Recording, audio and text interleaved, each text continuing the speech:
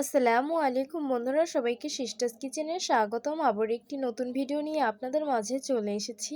আজকের রেসিপি হলো আস্ত ধনেপাতার পাকোড়া। তো দেখতে থাকুন। এইখানে আমি ধনেপাতাগুলো সুন্দর করে বেছে ধুয়ে নিয়েছি।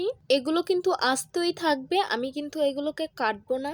একটি পাত্র নিয়ে নিয়েছি, এখানে আমি পরিমাণ মতন বেসন দিয়ে দিব, স্বাদ মতো লবণ দিয়ে দিব, পরিমাণ মতন জিরা গুঁড়ো দিয়ে দিব, 1 চামচ পরিমাণ পাঁচফোড়ন দিয়ে দিব, ধনিয়া গুঁড়ো দিয়ে দিব সামান্য, পরিমাণ মতন মরিচের গুঁড়ো দিয়ে দিব, 1 চামচ পরিমাণ হলুদের গুঁড়ো দিয়ে দিব। তারপর এই সবকিছুকে সুন্দরভাবে মিক্স করে নিতে হবে। এখন পরিমাণ মতন পানি দিয়ে দিব আর এটাকে সুন্দর একটি ব্রেটার বানিয়ে নিব।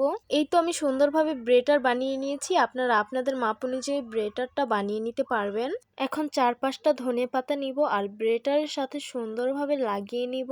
চুলায় তেল আমি আগেই গরম করতে বসিয়ে দিয়েছিলাম। তেলটা আমি খুব ভালোভাবে গরম করে নিয়েছি। ব্রেটার মিশানো ধনেপাতাগুলো আমি একে একে দিয়ে দিব গরম তেলে।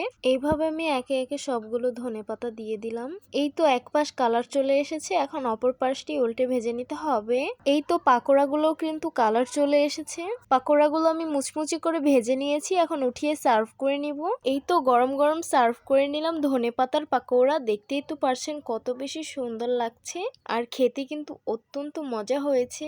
আস্ত ধনেপাতার পাকোড়াটা কিন্তু দেখতে একদম চিংড়ি মাছের মাথা ফ্রাইয়ের মতো দেখতে লাগছে। তো কারা কারা এইভাবে আস্ত ধনেপাতার পাকোড়া খেয়েছেন তারা অবশ্যই কমেন্ট করে জানাবেন, আর যারা খাননি তারা অবশ্যই একবার ট্রাই করবেন, এটা খেতে অত্যন্ত মজার। আমি কিন্তু আস্ত ধনেপাতার পাকোড়ার ফ্যান। এই শীতের মৌসুমে কিন্তু এই পাকোড়াটা আমার কাছে অনেক বেশি ভালো লাগে, তাই আমি কিছুদিন পর পর এটাকে বানিয়ে খাই। তো আশা করছি আমার আজকের রেসিপি আপনাদের কাছে অনেক অনেক বেশি ভালো লাগবে। ভালো লেগে থাকলে আমার ইউটিউব চ্যানেলটি সাবস্ক্রাইব করবেন, আর যারা আমার ফেসবুক পেজ থেকে দেখছেন পেজটিকে ফলো করবেন।